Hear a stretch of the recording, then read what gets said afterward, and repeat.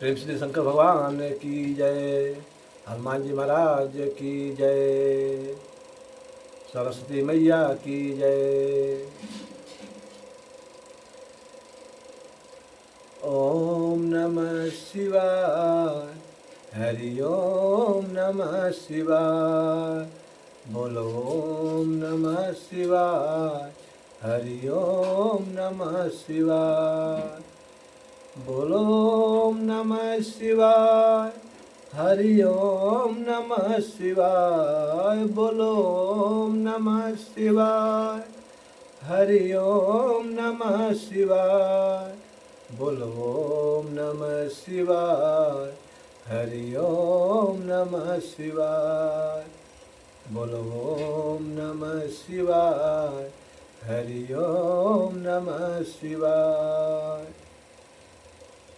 प्रेम से भूत भावन भगवान भोलेनाथ की जय, पार्वती मैया की जय। आइए, एक समय की कथा है।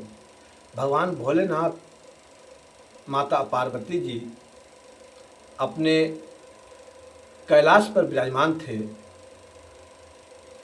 और इधर भगवान भोलेनाथ अपने समाधि में ध्यान मग्न होकर के भगवान भोलेनाथ अपने प्रभु श्री रामचंद्र जी के हमेशा ही ध्यान मग्न में लीन रहते हैं। ये तो समाधि में भजन कर रहे थे और माता पार्वती जी अपने घर गृहस्थियों को यानी घर में बैठी चौका बर्तन कर रही थी। तब तक इनकी दृष्टि पड़ी भंडार कोण। भंडार कोण किसे कहा जाता है? उत्तर और पश्चिम के कोण जो होता है कोना, उसे भंडार कहा जाता है।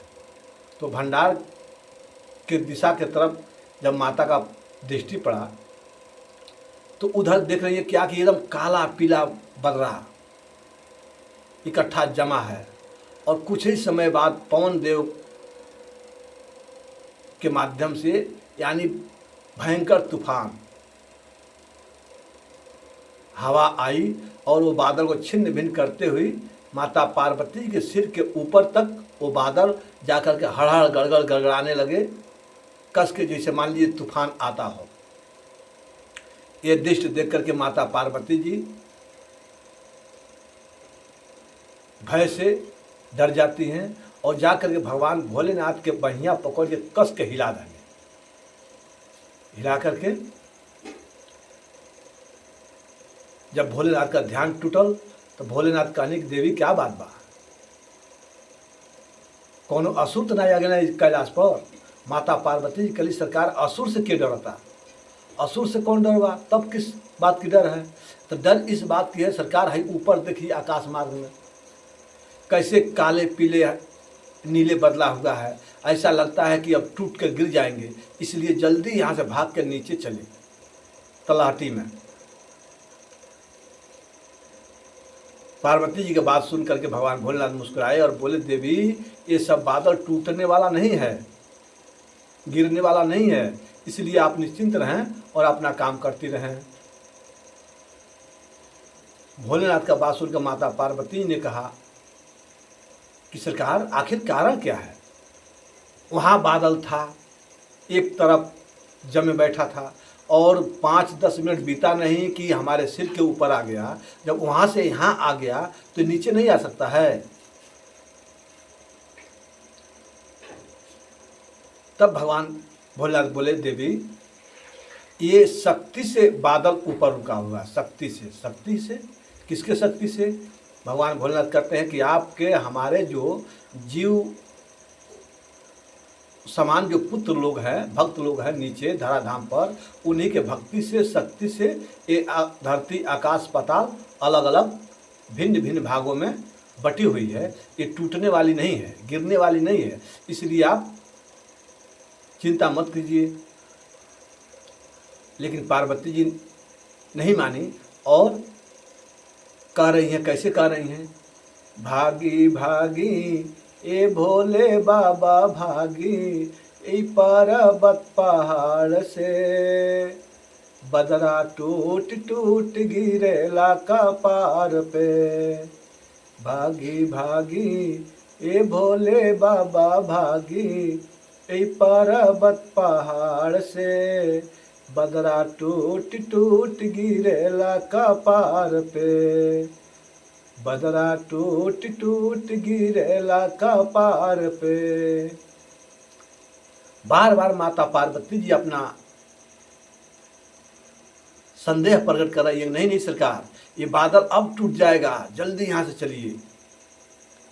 भगवान भोलेनाथ कहे कि देवी चिंता मत कीजिए, ये बादल केवल शक्ति के सहारे रुका हुआ है। शक्ति के सहारे? आजकल कौन सा ऐसा शक्तिमान है, कौन सा ऐसा भक्त है? हम तो जहाँ तक यही देखते हैं कि सब कोई स्वार्थ पा करके आजकल भक्ति भी कर रहा है, बगैर स्वार्थ के वो भक्ति भी नहीं कर रहा है, क्योंकि सबकी यही नीति हो रही है। स्वार्थ लाग करे सब प्रीति, सुर नर मुनि सबकी यही रीति। हे स्वामी, हम तो यही देख रहे हैं, सब कोई हर चीज में स्वार्थ का ही पुजारी बना हुआ है। तो स्वार्थ का पुजारी के पास ये कहाँ शक्ति होती है, कहाँ पावर होता है कि धरती आकाश का दूरी बना दे। जब इस तरह से अपना संदेह प्रकट करी तो भगवान भोलेनाथ बोले, नहीं नहीं देवी, ऐसा बात नहीं है। आज भी संसार में मृत्यु लोक पर बहुत से भक्त हैं जिनके भक्ति से ये सब वातावरण ऐसा बना हुआ है। जिस दिन भक्ति नहीं रहेगी, शक्ति नहीं रहेगी, उस दिन धरती आकाश पाताल सब रसातल में धंस जाएगी देवी। इसलिए अभी भी भक्त लोग हैं। माता पार्वती बोली कि सरकार कौन सा भक्त है, जरा एक भी भक्त को हमारे सामने तो दिखाइए कि कौन सा भक्त ऐसा है। भगवान भोलेनाथ पार्वती जी की ये संदेह दूर करने के लिए भगवान भोलेनाथ एक लीला रचते हैं। कहते हैं देवी चलो हम तुम्हें एक भक्त का शक्ति दिखा देते हैं, चलो हम तुम्हें एक भक्ति का शक्ति दिखाते हैं कि देखो अभी धराधाम पर कैसा शक्तिमान भक्त लोग पड़े हैं। बोलिए ठीक है चलिए।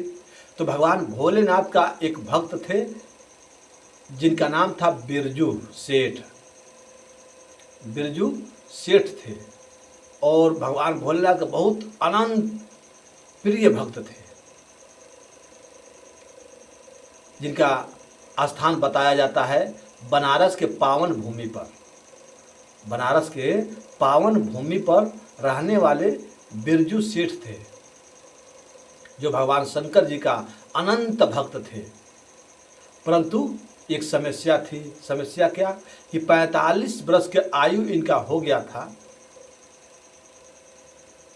परंतु इनका कोई संतान नहीं हुए थे। 45 वर्ष के आयु के बाद बिरजू सेठ के वहां एक सुंदर पुत्र का प्राप्ति हुआ और उसी सुंदर पुत्र का, अब बताइए कि जेकर इतना दिन के बाद बालक होक है, ओकर खुशी के कौन ठिकाना बा ना। और का लुटा दी, क्या क्या लुटा देगा, इसका भी कोई भरोसा नहीं है।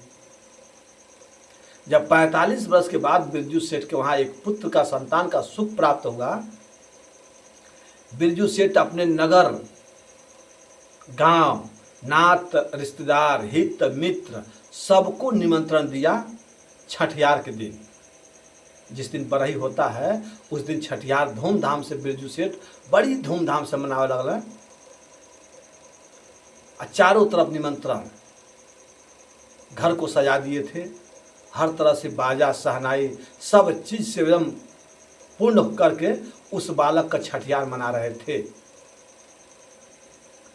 इधर उसी बिरजू के घर भगवान भोलेनाथ अपने पार्वती जी को लेकर के चलते हैं। लेकिन किस भेष में?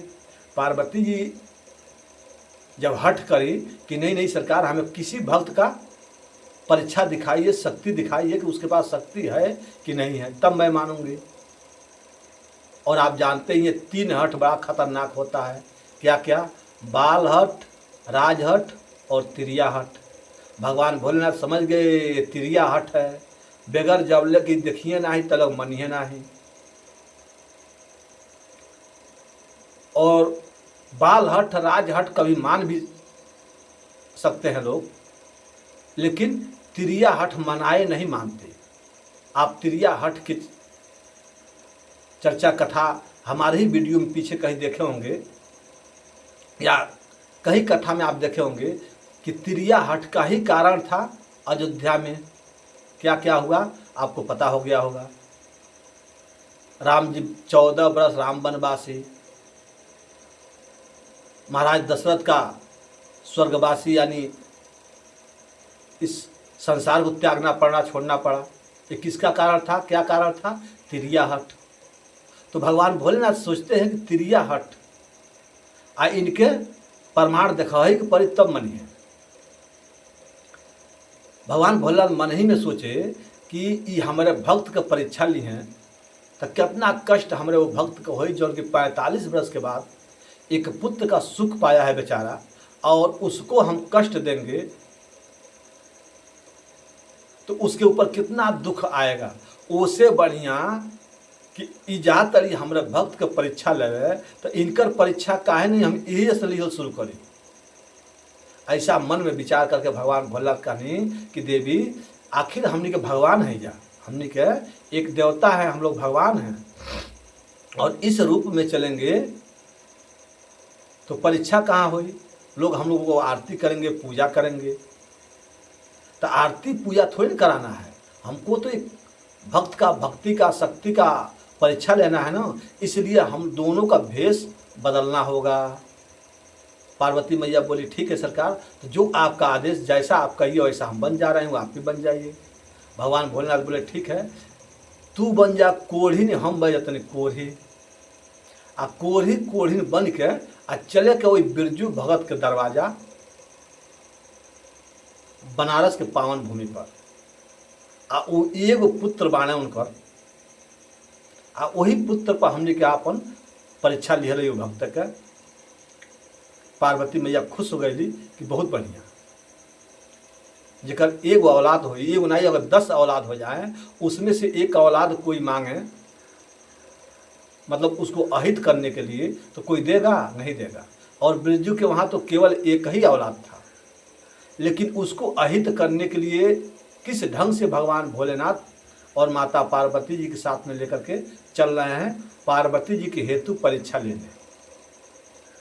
परंतु आप जानते हैं जब शरीर में कोई रोग होगा या रोग का विस्तार किया जाएगा, तो वो रोग कब सही होता है कि उसका रोग का पीड़ा भी साथ साथ हो। तो भगवान भोलेनाथ बोले कि हमारे भक्त के जातरी पीड़ा देवे यानी कष्ट देवे, तो उससे पहले पीड़ा कष्ट में ही खुद चले, तबे इनके बुझाई। तो भगवान भोलेनाथ कहनी देवी तू कोढ़िन बन जा, हम कोढ़ी बन जाते नहीं। जहाँ पार्वती मैया कोढ़िन बन ली, अब इनके शरीर के छाला इतना बदबू, और कितने हजार करोड़ माछी इनके शरीर पर आए, इसका कोई गिनती नहीं था। और जब चले तो इनका छाला फूटे, और छाला फूटे तो दर्द करे, दर्द करे तो पार्वती मैया बैठ जा, और मन ही मन भगवान भोलेनाथ से कह रही है सरकार कितना दूर और वो भक्त के घर बा। भगवान भोलेनाथ करी चलो अभी तक खाली अपने पर्वत पहाड़ यानी कैलाश से नीचे उतरल बन जा, अब तो अभी हमने के भूमंडल पायल बन जा। अबीजा से चले बा बनारस धराधाम पर, वही जा हमारे भक्त बने, उन्हीं की परीक्षा दिया गई। पार्वती मैया 10 डेग चले बैठ जा, 10 डेग चले फिर बैठ जा, क्योंकि इनकी छाला देखिए, पार्वती मैया चाहती तो अपने शक्ति से छाला क्या हर एक चीज संपन्न कर सकती हैं, लेकिन वो दुख को बर्दाश्त कर रही हैं। भगवान भोलेनाथ भी धीरे धीरे चल रही हैं। यहाँ पार्वती जी मैया भगवान भोलेनाथ से कह रही हैं अपने दुख से पीड़ित होकर के, केतना दुर्बाणे भोला भक्त के नगरिया, केतना दुर्बाणे भोला भक्त के नगरिया, स्वामी बोली ना कुछु बोली ना, हमसे बतलाई बतलाई, केतना दुर्बाणे भोला भक्त के नगरिया। अये भोला हमसे चललो न जाला, छाला फूटे बेसुमरार हो। अये भोला हमसे चललो न जाला, छाला फूटे हमार हो। बदबू के कारण भोला सहलो न जाला। देखिए, ये संगीत भजन यदि साथ में साज बाज होता है तो गाने में और सुनने और सुनाने में आनंद आता है, क्योंकि वो सब वातावरण यहाँ बन नहीं पा रहा है। इसलिए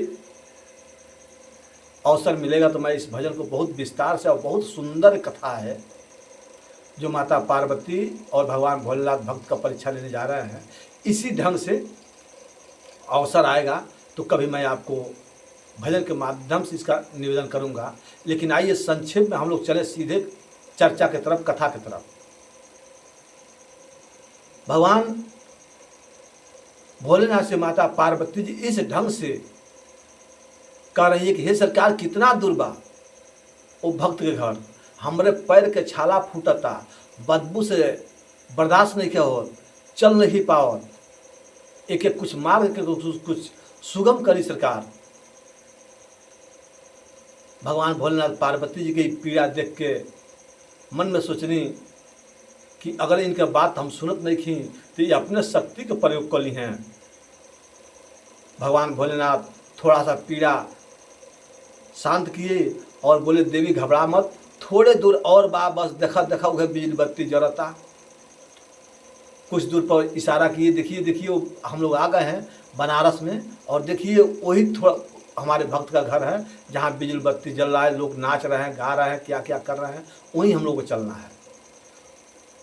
पार्वती मैया को लेकर के भगवान भोलेनाथ जल्दी जल्दी में अपना मार्ग सुगम करते हैं, क्योंकि हम भी कथा बहुत सुगम कर रहे हैं संक्षेप में, क्योंकि ये नेट पर कथा चल रहा है। एक कथा को विस्तार किया जाए कम से कम 2.5 घंटा इस कथा को चाहिए विस्तार के हेतु, लेकिन मैं संक्षेप में 30, 35, 40 मिनट के अंदर इस कथा को संपन्न करूंगा। तो उन्होंने क्या किया कि भगवान भोलेनाथ लेके गए, और उधर बिरजू के घर नात रिश्तेदार सब आकर के एकदम इतर सेंट लगा करके नाच रहे हैं, गा रहे हैं, बधाई गा रहे हैं। यहाँ देखिए, भाई बधाई गाया जाए तो भी समय लगेगा, इसलिए बधाई को न दिखाते हुए मैं कथा की तरफ सीधे आपको लेकर चल रहा हूँ। बधाई धूमधाम से बधाई ली जा रही है, बधाई दी जा रही है। बिरजू भगत उदार मगन होकर के बधाई दे रहे हैं। तब तक उसी के बीच में ये 2 कोढ़ी और कोढ़िन के रूप में भगवान भोलेनाथ माता पार्वती जी धीरे धीरे प्रवेश कर रहे हैं। आज जहाँ कुछ दूर पर भगवान भोलेनाथ गए माता पार्वती जी को लेकर के, तो इनके सेंट के सामने, मतलब इनके गंध के सामने उन लोगों को जितना इतर सेंट लगा था सब फेल। सब कोई अपना अपना मुंह ऐसा दाबने लगा, नाक बंद करने लगा कि हे भगवान, ये कहाँ से दुर्गंध बदबू आ रही है।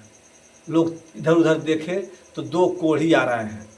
2 कोढ़ी को देख करके, यानी भगवान भोलेनाथ माता पार्वती जी को उस रूप में देख करके सब कोई नाचते नाचते अपने हाथ में ढेला, डंडा, लाठी उठा लीजिए और लगे बोले, भगो भगो भगो भगो भगो भगो भगो, यहाँ से कहाँ से आ गई पागल, कहाँ से कोढ़ी कोढ़ी आ गई, सब भाग भाग भाग भाग लगे भगाने। दोनों जने पार्वती मैया भगवान भोलेनाथ या रुक जाता लोग।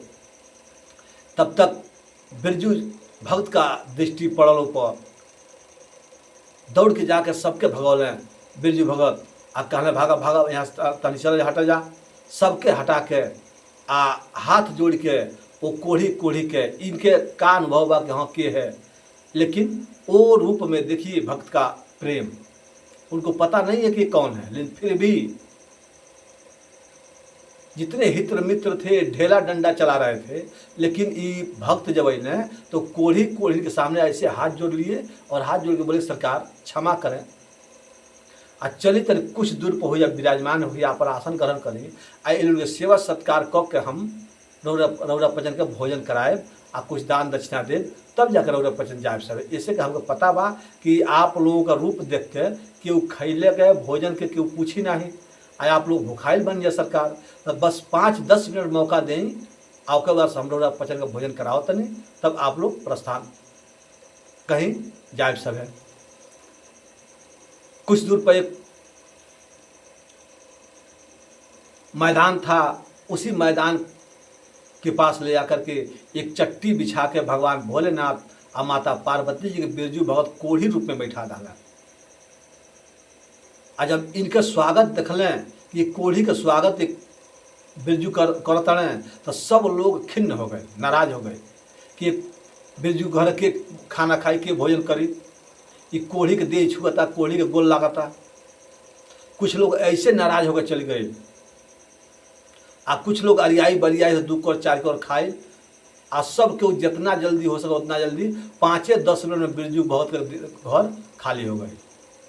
आने जब घर खाली हो गए, लेकिन ओकरे पहले बिरजू भगत अब भोजन पूरा चेतन लाई रहे, वही समय पर केहू पौले नहीं रहे, निजुट्ठे भोजन 2 जना के छन्ना भर के भोजन पाव भर के निजुट्ठा भोजन शुद्ध निकाल के आ ले जाके घर में अपने हाथ ओकर जतन से रख डाला। इन्हें अपने हित मित्र के लगला भोजन करावे, केहू खाइल केहू के बगैर खैले भाग गई। वो बसना से जब बसना से भाग गई दूर चल गई, बिरजू के घर खाली हो गई, तब जाकर के बिरजू भगत हाथ जोड़ते जाकर के गोले पर गिर के प्रणाम कैलें, कहलें सरकार आप जवन भी होखी उसे हमसे मतलब नहीं बा, हम ई जानते हैं रौरा पचन हमारे घर अतिथि बन के आयल बनी सब है, आज चली हमारे घर जवन सुख रूप बा ओके पाई सब है, आशीर्वाद देगा अपने अपने घर प्रस्थान जाई सब है। इन्हें जब ढेला डंटा उठा के लोग भगवान भोलेनाथ के मारत रहा, तो उतनी समय में संकेत में पार्वती जी मैया भोलेनाथ के तरफ कहली कि यह न राउर भक्त हमें कि वो पीछे न हटल नहीं, मार के कपड़े फोड़ दो सब ईटा से। भगवान भोलेनाथ इशारा में बतौले रहनी कि देवी अरे खाली भक्ते का दोष नहीं दिहला, कम से कम अपनियो दोष देखला, अपनियो दोष देखे चाहिए का कि आपन रूपवा तन देख, आ ईजा का सामरोग जैसे व्यवहार देख, एक इतना सुंदर इतर सेंट लगा के आपन गीत गावतन लो बजावतन लो, हमने के ऐसा रूप में नहीं जा कि ये लोग के इतर से कई गुना दुर्गंध हमने के बा, तो हमने के लोग मारे गरियाई नहीं। अरे ई कहत अब कि हमार भक्त ले आके या कगरी बैठौले बा, ओके तो चढ़ दे चाहिए, लेकिन भक्त के तारीफ करो कि हिया कगरी ले आके बैठौले बा। आ देखा हो दे आवता है सबके वो खिया पिया के देखा भक्त आवता है। भक्त तब बिरजू भगत तब लग हाथ जोड़ी गई, अब प्रणाम के लिए सरकार चली भोजन ग्रहण करी सब है। भोजन हेतु कोढ़ी रूप में माता पार्वती जी और शंकर जी आवतन सब है। बिरजू भगत के दरवाजे पर सुंदर आसन चटाई बोरा बिछा के ऊपर बैठा दहनी। आज जवन भोजन खीर पूरी सब्जी जन बनल रहल वो 2 छन्ना लिया के दूरी लगे परोसा गई कि सरकार पाई सब है। जहाँ पूरी देखल शंकर जी कहले अय बिरजू बिरजू हम तुम्हारे घर है पूरी खाए देखी आए, तो सरकार तब का पाए कहलें कि हमारे मुँहे में दांत नहीं बा, देखा कितना बूढ़ बानी हमने दुनिया बूढ़ बानी या दुनिया मुँह में दांत नहीं बा, आ पूरी नहीं कुचाई, ऐसे हमके कौन नरम सामान ऐसा ले आओ कि नरम सामान पा ली, या मुँह में दतवे नहीं पूरी कहाँ से कुचाई। बिरजू भगत कहले सरकार तब खीर बा ओके पाली। बिरजू भगवान भोलेनाथ कहलें कि यही बिरजू भगत बुढ़ापा में हम खीरियो नहीं खाए, ऐसे कि वो मीठा चीज़ है, आ खीर खाए तो हमके शुगर के आदि की परेशानी हो जाए। भगवान भोलेनाथ का के बात सुन के बिरजू भक्त कहला सरकार तब आप अपने मुखार बिंद से बताएं कि रउरा के का चाही, उहे हम चेता के आपके पवाव तनी। आप बतौनी सरकार के मुँह में दांत नाई बा, तो कहीं तो सरकार शुद्ध हलवा बनवा के ले आदमी। कहला आए बिरजू भगत, हलवा खाई चाहे खीर खाई बात बराबर भाई, मीठा चीज़ से हमार वर्जित बा, मीठा चीज़ हम नहीं पाए, आई पूरी नहीं पाए, वैसे मुँह में दांत नहीं बा।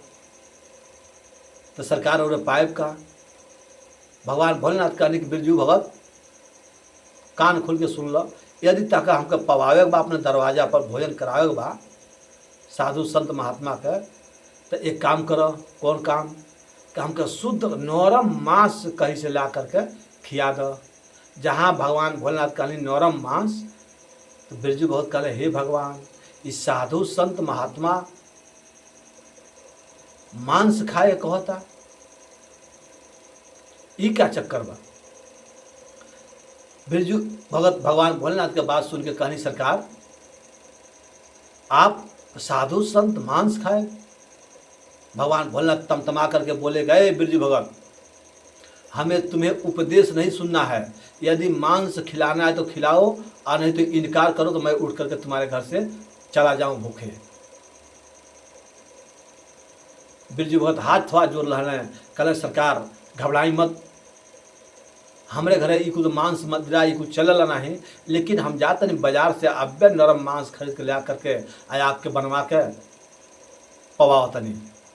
भगवान भोलेनाथ तमतमा गए, अरे बिरजू भगत हम बाजारू मांस नहीं खाते हैं, हम बाजारू मांस नहीं खाते हैं। तब सरकार कौन मांस? देसी कही तो बकरा मुर्गा मंगवाई। फिर भगवान भोलेनाथ कस के बोले कि बिरजू तुम हमसे हाथ से प्रयास हंसी मजाक कर रहे हो। नहीं सरकार, हम आपसे हंसी मजाक नहीं कर रहे हैं, आपके कथन अनुसार कहीं तब गांव के देहाती मुर्गा ये सब व्यवस्था कर दी। जब आपके मसूइये खाएगा बा तो बाजारों के मांस नहीं खाए, तो घर में गांव में यही मिली, बकरी मुर्गा मिली, यही सब मिली। तो कहीं तो सरकार केहू घर जाकर हम बकरी मुर्गा मांग कर ले आई और ओके बनवा के आपका पवाई, लेकिन हम आपके हमें दरवाजे से केहू खाली हाथ नहीं गल, तो रौरा खाली हाथ नहीं जाए दे, चाहे रौरा जौन मांस भी खाए, हम सेवा कोई के आपको आप ये जाए दे। पार्वती मैया चुपचाप शांत होकर सुन रही हैं भगवान भोलेनाथ और भक्त में बात चल रहा है। भगवान भोलेनाथ कहे बिरजू ज्यादा बहसबाजी ना है, कान खुल के सुन ला हमके कौन मांस खाएगा बा। बिरजू भगत कहानी बताई सरकार कौन मांस खाएगा रउरा के? कहले देखा हमरा मुँह में दांत नहीं बा, हमके नरम मांस चाहिए, तो नरम मांस एक गो लौकता बड़ा शुद्ध। कहना कौन? कहना कि जौन लइकवा के छठियार मनावत रह जा, बरही नाचत रह जा, गावत रह जौन खुशी में, वही लइकवा का मुड़िया काट दो। आ वो लइकवा का मुड़िया काट के अकेले नाही, पति पत्नी तनी दोनों जने मिल के ओखरी में कूट दे जा, आ कूट के हल्का सा नमक मरचा मिला के ओके खौला के हमके दे दो, हम प्रेम से पाले आ ताके ढेर सारा आशीर्वाद देकर तारे दरबार से हम चल जाए। जहाँ इतना बात सुने बिरजू भगत के पैर के नीचे के धरती खिसक गई। अब आप बताइए कि केहू आकर के और कहे कि तू अपने लड़का के काट के इतना कह के हमके दो, तो केहू ये जमाना में केहू करी? करबो नहीं करी, या डंटा से पीट के खदेरी कि नहीं खदेरी? लेकिन नहीं, देखिए यहाँ भक्त क्या कर रहे हैं, थर थर कांपने लग गए और बोले कि प्रभु यदि आपके यह इच्छा बा कि प्रभु के कृपा से, हमरे भगवान भोलेनाथ के कृपा से, बिरजू भगत भगवान भोलेनाथ से बतिया होता है, लेकिन ये जानत नहीं के है। बिरजू भगत कहल कि हम भगवान भोलेनाथ के पुजारी, आ वहाँ के कृपा से 45 वर्ष के बाद हमरा गोदी एगो पुत्र संतान भइल है, आ ओके रौरे पचन यदि ये दृष्टि से अपने सेवा में लेतन जा, तो सरकार हम तो राजी हो सकतनी या बटलही बानी, लेकिन वो लइकवा के अधिकार हमरिए बननाई बा, उनके माई के बाप बा यानी सेठानी जी के। आ 2 मिनट रुकी सब है, हम अब्बे उस अपने पत्नी धर्म पत्नी से आदेश लेके पूछ के आपके लगे आओ तनी। इतना कह के बिरजू सेठ घर में गईले। इनके चेहरा गिरल देख के सेठानी कहली कि सरकार स्वामी का बात बा, आपके मुख मलिन। बिरजू भगत कहने कि देवी आज लगता कि हमारे भक्ति के हमारे पूजा पाठ के परीक्षा के घड़ी आइल बा। कैसे स्वामी? पूरी कथा बिरजू भगत अपने पत्नी से बताओ तड़े कि द्वार पर 2 जने कोढ़ी कोढ़ी नाइल बन लो पति पत्नी के रूप में। आऊ अपने बालक बाबू के कहतन लोग सिरवा काट द, आ पति पत्नी मिल के ओके कूट दे जा, आ कूट के हलवा बना के थोड़ा सा नमक डाल के लेके आव, तब हम पाए। इतना सुन के बिरजू सेठ के जो सेठानी रहली वो धड़ाम से गिर गिरी धरती पर। अन्य लोग उनके पानी के छींटा दे के होश में ले आए। होश में ले आके सेठानी कहली कि प्रभु हे स्वामी, हमें भी यह लागता कि एक साधारण मानो ये तरह नहीं करी, हो सकेला कौनो न कोनो रूप में ये केहू देवी देवता जरूर है जो ना हमनी के परीक्षा लेवे आइल बा। हे सरकार, हम पूर्ण तरह से अनुमति देतनी कि वो साधु के दरवाजे से वापस खाली हाथ नहीं जाए दिहल। बेशक हमरे बेटा के काटे के पड़त का है, लेकिन उनके खिया के भोजन करा के ही जल भेजल रही। देखिए भक्त का परीक्षा किस तरह से हो रहा है। यहाँ भगवान भोलेनाथ माता पार्वती जी किस तरह से परीक्षा ले रहे हैं और कैसे आशीर्वाद देंगे लोग। बिरजू भगत तत्काल अइले, कहले सरकार ई काम करे खातिर कुछ समय देवे पड़ी आपके।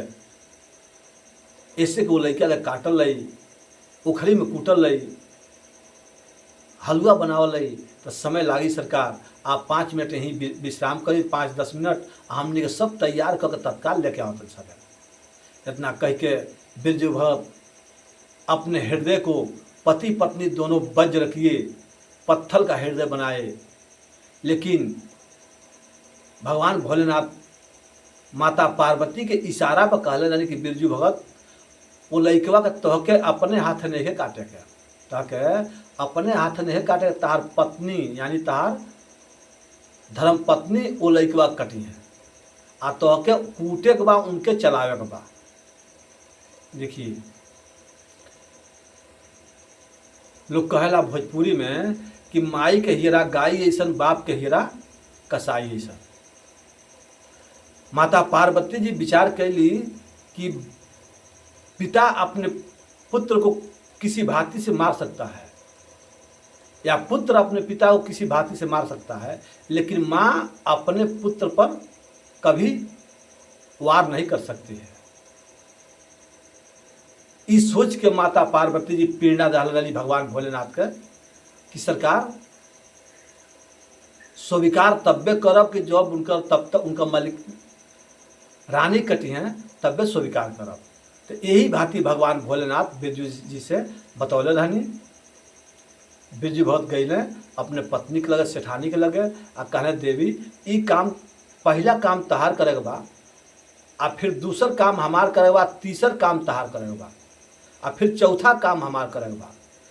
तो पहला दूसर तीसर चौथा काम का मतलब का भाई कि मतलब पहले कटार तोहके चलावे बा,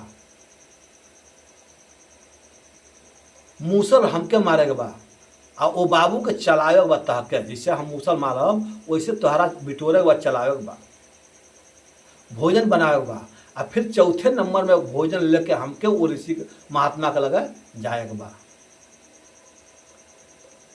सेठानी कहली सरकार स्वामी ये हमसे कैसे हो पाए, हम माँ हैं, हम एक माँ हैं, और सरकार माँ अपने पुत्र पर, वो भी निर्दोष पुत्र पर किस भांति से कटार चलाएगी।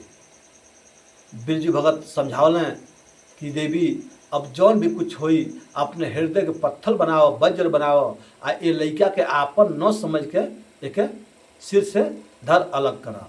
बार बार बिरजू सेठ अपने सेठानी के कटार थमाओ तने, लेकिन सेठानी के हाथ से कटार गिर जाता।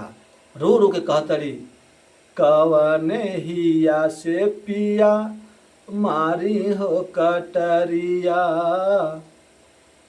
रो रो करके सेठानी कह रही है कि हे स्वामी, आखिर कौने हिया से हम मारी? हमार पुत्र न हमके कुछ उल्टा सीधा कहले, न कुछ बोल पावत, आखिर कौन दोष लेकर हम इनके कटार मारी? रो के कहतरी, कवने हिया से पिया मारी हो कटरिया। पिया बोलना मुँह खोलना, कुछ बतलाव बतलाव, कवने हिया से पिया मारी हो कटरिया। सेठानी रो रो करके अपने सिर से कहती हैं कि हे स्वामी, आखिर कौन दोष लेके लड़का के कटार मारी हम? लेकिन एक बार, दो बार, तीसरे बार कटार जब बिरजू भगत थमौले अपने रानी के, तो सेठानी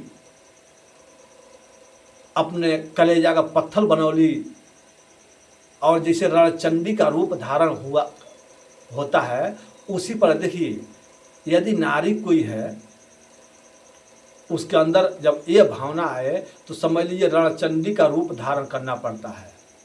तो उसी रूप में आकर के और एक प्रहार में उस छोटे बालक का, शिशु का सिर धड़ से अलग हो गया। बिरजू जाके वो मुड़िया पकड़ रहा है, आ मुड़िया छटकत मुड़ी पकड़ के ला करके ओखरी में रख लें, आ बिरजू भगत मूसल मार लें। सेठाइन दोनों से इकट्ठा कर तरिया बिरजू भगत मूसल लगावता रहे। मूसल लगा लगा के पति पत्नी दोनों ने वो सिर के एकदम कूट के हलवा बना दलो, आ तब जाकर गरम चूल्ह पर रख करके और के बदका के नमक मरचा मिला के आ ले जाकर भगवान भोलेनाथ माता पार्वती के कोढ़ी के रूप में ई भोजन ले आके देतन लो। अब भोजन धरा गल भगवान शंकर जी के आगे, माता पार्वती जी के आगे कोढ़ी के रूप में। आ जहाँ भगवान भोलेनाथ ऐसे हथवा लगा के जिभिया बधैनी तत्काल उठ के खड़े हो गए भगवान भोलेनाथ। अब कस के कहानी गए, बिरजू 1 घंटा से तू अपने घर में बैठौले बड़ा, आ कितना कहले के बाद से तू आज भोजनो कराओ तड़, तो ये भोजन में कोनो स्वाद नहीं है। ये भोजन का हुई तरह घर के कोके बरियाई से कोनो चीज खियौले में स्वाद नहीं लगला। कोनो चीज खियाव, केहू के खियाव तो मन से खियाव, दिल से खियाव। बताओ ऐसा तहन लोग भोजन बनल न में स्वाद बा, न मरचा बा, न नून बा, न तेल बा, कुछ बुझाता नहीं है। कैसे हमने भोजन कर सके? हम लिख रहे तू अपन भोजन हटाओ, हमने के जातन जाओ तारा द्वारा सब भोजन नहीं बगैर कैले तारे घर से चल जातन जा। बिरजू भगत हथवा जोड़िए खड़ा हो गई नहीं, आ कहनी कि हे सरकार, अरे जौन चाहनी तो कराई रहनी, अब भोजनिया कहानी करतनी में का कमी बा? कहले कि में ना नून बुझाता, ना तेल बुझाता, ना मसाला बुझाता, कैसे हमने के भोजन करी सके? कहले सरकार, बिरजू भगत कहला कुछ लोग ऐसा खाला कि नमक कम खाला, ज़्यादा खाला। अगर नमक के बात बा कम बा तो हम जा तन नमक लेके आओ, तन यहाँ पर 2 मिनट का मौका दे। कहला जल्दी जा नमक लेके आओ। बिरजू भगत भाग गई अपने भंडारा घर में। अब बताई, जहाँ इतना लोगों को भोजन चेतल रहल, वो घर में नमक मरचा नहीं हुई, 2-4 गो बचल जरूर हुई। लेकिन माता पार्वती के दृष्टि माया ऐसा घुमल कि वही एक नमक न मरचा, एक चिटकी नहीं नजर आई बिरजू सेठ के। जब एक चिटकी नजर नहीं आई, बिरजू सेठ सोचल कि हमार खुद के दुकान बा, मुंडे बुझा बट रही बने, चल तनी उजा से 1 पैकेट नमक ले चल जाओ, तनी हो सकल अगर रसोईया घर में नमक सब समाप्त हो गए है। भाग के गए अपने खुद के दुकान पर। उजा सेठ बिरजू सेठ जा कहला कि मुनेब से कि जल्दी हमके 1 पैकेट नमक द। बिरजू सेठ के मुनीब जब प्रतिदिन गैले पर सलामी दागे, वो मुनीब बिरजू सेठ के पहचान करना भूल गया। बोला मैं आपको पहचानता नहीं हूँ, पैसा दीजिए। जहाँ सुने बिरजू भगत अपने मुनीब से कि मैं आपको पहचानता नहीं हूँ, तो बिरजू भगत सब समझ गए कि बस बस हमारे पीछे कोई शक्ति का परीक्षा चल रहा है, कोई शक्ति हमारा परीक्षा लेना चाहती है। यदि अगर ऐसा नहीं होता तो हमारे घर में खुद दुनिया बगैर नमक मरचा पड़ल रहा है। हमारा सेठ मुनीब हमके नहीं पहचानत, इसका मतलब जरूर हो न हो कोई शक्ति, केहू देवी देवता हमारे पीछे ये परीक्षा हेतु हमें दरवाजे पर आकर विराजमान बा। जहाँ भगवान बिरजू सेठ के मुनीब इनकार कर रहा है कि नहीं नहीं हम तक नमक नहीं दे, तो बिरजू सेठ हुई नाराज नहीं भैले आ तुरंत कहने कि अच्छा ठीक बा, तो पैसा चाहिए तब नमक देव ना, तो हाँ पैसा चाहिए तब नमक दे। कहने घबरा मत, हम मूल्य जरूर चुकाओ तभी। तुरंत या बिरजू भगत आपन ऐसे हाथल पहिरा डालें आ ओकरे बाद से नगर में घुस गए कि हे प्रभु, जे केहू दानी होखे वो केवल बिरजू भगत के एक पैकेट नमक के दाम दे दे। अब वो या बहुत नमक के दाम आवेला। बिरजू भगत जाके वो सेठ के नमक के दाम दे करके नमक लेके अइले। आ जहाँ लेके अइले नमक ईजा, तो ईजा देखत रहता न वहाँ मांस से भला थाली, और नहीं शंकर जी नहीं पार्वती जी, यानी वहाँ कोई कोढ़ी केहू कुछ है नहीं है। जहाँ कुछ है नहीं है, तुरंत बिरजू भगत धाम से गिर गई। वो या नौ केहू के पाके केहू कोढ़ी के नहीं पावले, तत्काल बिरजू भगत या गिर गई, मूर्छा अवस्था यानी बेहोश हो गई। आने घर में इनके सेठानी बेहोश पड़ल बड़ी। गांव के अगल बगल के लोग वहाँ एकत्रित भइल बा। आ बिरजू भगत के जैसे तैसे होश में ले आइल बा, सेठानी के होश में ले आइल बा। सब जानकारी कैले के बाद से बिरजू भगत के नींद नहीं खे लागत। जब कुछ रात बीतता तो बिरजू भगत के नींद थोड़ा सा लागल। वो नींद में साक्षात भगवान भोलेनाथ, माता पार्वती जी अपने दिव्य रूप में इनके अपने भक्त को दर्शन दिए। प्रेम से बोली भगवान भोलेनाथ की जय, माता पार्वती जी की जय। दोनों महान शक्तियाँ भगवान भोलेनाथ, माता पार्वती जी अपने दिव्य रूप उसी स्वरूप में प्रकट भये और बोले भक्त किस चिंते में तुम डूबे हो, तुम किस चिंते में डूबे हो।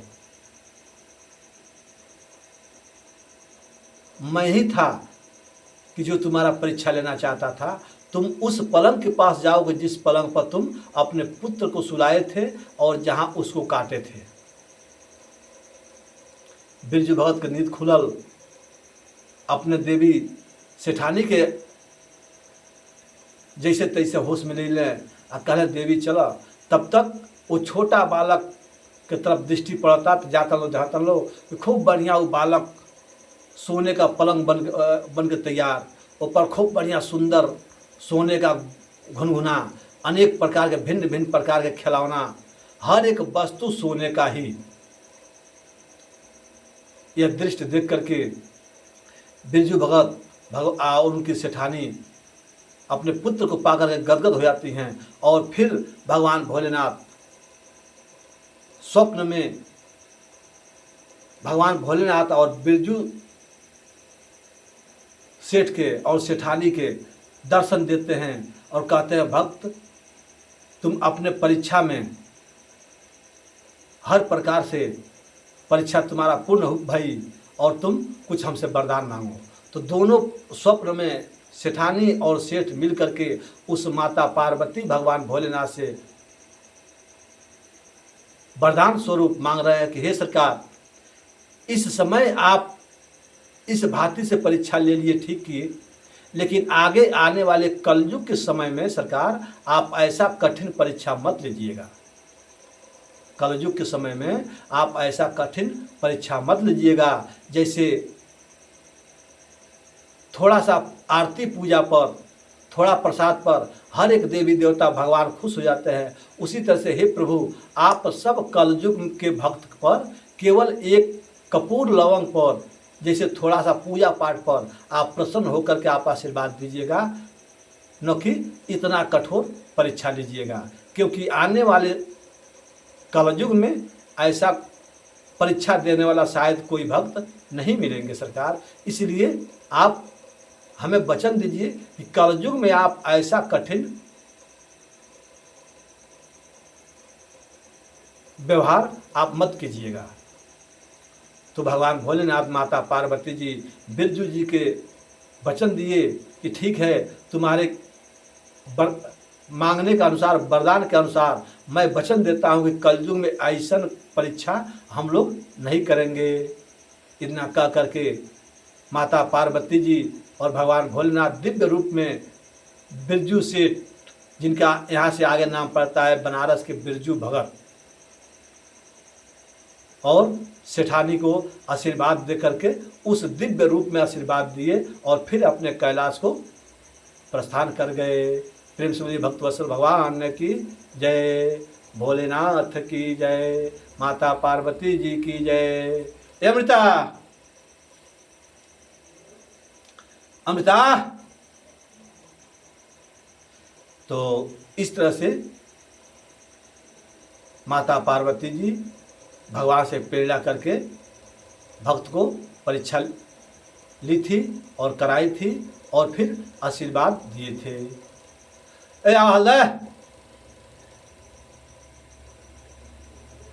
तो कभी भी भगवान को भरोसा रखना चाहिए और उनको हृदय से मानना चाहिए।